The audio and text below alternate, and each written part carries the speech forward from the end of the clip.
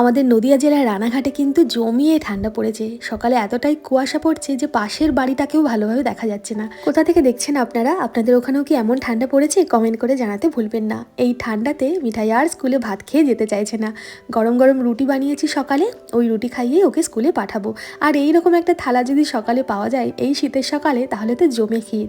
গরম রুটির সাথে একটা বেগুন ভাজা দিলাম, একটা ডিমের পোচ দিয়েছি আর জয়নগরের মোয়া দিয়েছি। এটাও খাক আর ওই স্কুলের টিফিনটা ততক্ষণ আমি রেডি করে নিই। আজ 22শে ডিসেম্বর, আজই মিঠাইদের স্কুলের লাস্ট একাডেমিক ক্লাস। এরপর অ্যানুয়াল প্রোগ্রামের রিহার্সাল, এছাড়া স্পোর্টসের জন্য দুদিন স্কুল খোলা আছে বটে, তবে ক্লাস আর হবে না। প্রি ক্রিসমাস সেলিব্রেশনের জন্য ওদের স্কুল থেকে বলা হয়েছে cup cake, slice cake, fruit cake এগুলো নিয়ে যেতে। তো আমি যেহেতু টুকটাক কেক বানাতে পারি আর কিনে পাঠাইনি, বাড়িতেই গ্যাস ওভেনেই সবচেয়ে সহজভাবে কম খরচে এই কাগজের কাপগুলোতে আমি কাপ কেক বানিয়ে দিয়েছি, যেটা চকলেট আর কফি ফ্লেভারের। সহজ এই কেকের রেসিপিটা ঠিক আগের ভিডিওতেই আছে, আপনারা গিয়ে দেখবেন। ভীষণ সহজ একটা কেক, যে কেউ পারেন গ্যাস ওভেনে চট করে বানিয়ে নিতে। আজকে হয়তো সব বন্ধুরা একসাথে বসে খাবে, তাই আমি বেশি করেই দিলাম। 8টা কাপ কেক দিয়েছি, সাথে 3টে কমলা লেবু দিয়েছি আর একটু ঠান্ডা গরম জল মিশিয়ে দিয়েছি।